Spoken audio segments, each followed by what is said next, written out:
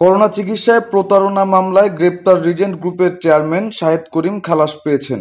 সোমবার senior judicial magistrate তৃতীয় আদালত থেকে তিনি খালাস পান। তার বিরুদ্ধে মোট 4টি মামলা দায়ের করেন সিলেটের জৈন্তাপুরের পাথর ব্যবসায়ী মাওলা স্টোন ক্রাশার মিলের স্বত্বাধিকারী শামসুল মাওলা। তবে অস্ত্র মামলায় যাবজ্জীবন দণ্ডপ্রাপ্ত রিজেন্ট গ্রুপ ও রিজেন্ট হাসপাতালের চেয়ারম্যান মোহাম্মদ শাহেদের জামিন স্থগিত থাকবে বলে আদেশ দিয়েছেন আপিল বিভাগ। মঙ্গলবার আপিল বিভাগের জ্যেষ্ঠ বিচারপতি মোহাম্মদ নুরুজ্জামানের নেতৃত্বাধীন আপিল বিভাগ এ আদেশ দেন। আদালতে শাহেদের পক্ষে শুনানি করেন আইনজীবী এস.এম. শাহজাহান। রাষ্ট্রপক্ষে ছিলেন deputy attorney general Sarwar Hossain Bappi. এর আগে সোমবার অস্ত্র মামলায় যাবজ্জীবন দণ্ডিত রিজেন্ট গ্রুপ ও রিজেন্ট হাসপাতালের চেয়ারম্যান মোহাম্মদ শাহেদের জামিন বিষয়ে আদেশের জন্য আজকের দিন ধার্য করা হয়। 2020 সালের 28 সেপ্টেম্বর এ মামলায় যাবজ্জীবন কারাদণ্ড দেন ঢাকার বিশেষ আদালত। মামলায় শাহেদকে 1878 সালের অস্ত্র আইনের 19 ক ধারায় যাবজ্জীবন ও চ ধারায় 7 বছরের কারাদণ্ড দেওয়া হয়।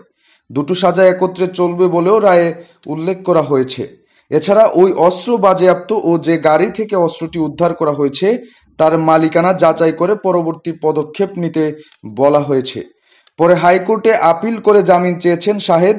7 জুন তাকে জামিন দেন হাইকোর্ট। পরে রাষ্ট্রপক্ষের আবেদনে বছরের 12 জুন তা স্থগিত করেন চেম্বার আদালত। এদিকে সোমবার সিনিয়র জুডিশিয়াল ম্যাজিস্ট্রেট তৃতীয় আদালত থেকে খালাস পান রিজেন্ট গ্রুপ ও রিজেন্ট হাসপাতালের চেয়ারম্যান মোহাম্মদ শাহেদ করিম।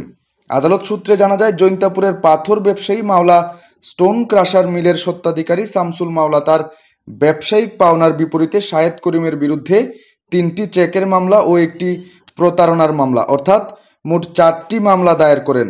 শাহেদ করিম উক্ত সকল মামলাতেই তার নিযুক্তীয় আইনজীবী মোহাম্মদ ওহিদুর রহমান চৌধুরীর মাধ্যমে জামিন লাভ করেন এবং পরবর্তীতে বাদী শামসুল মাওলা ও তার আইনজীবীর সাথে নিযুক্তীয় আইনজীবী মাধ্যমে আলোচনাক্রমে 4টি মামলায় আপুসনামার মাধ্যমে নিষ্পত্তি করেন।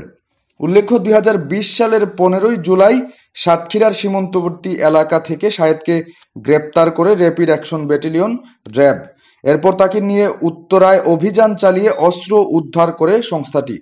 পরে উত্তরা পশ্চিম থানার র্যাব অস্ত্র আইনে একটি মামলা দায়ের করে। একই বছর 6 জুলাই রিজেন্ট হাসপাতালের উত্তরা ও মিরপুর শাখায় অভিযান চালায় র্যাব। অভিযানে করোনা ভাইরাস পরীক্ষার ভুয়া রিপোর্ট, করোনা চিকিৎসার নামে রোগীদের কাছ থেকে অর্থ আদায় সহ বিভিন্ন অনিয়ম ধরা পড়ে। পরদিন 7 জুলাই রাতে উত্তরা পশ্চিম থানায় 17 জনকে আসামি করে মামলা করা হয়।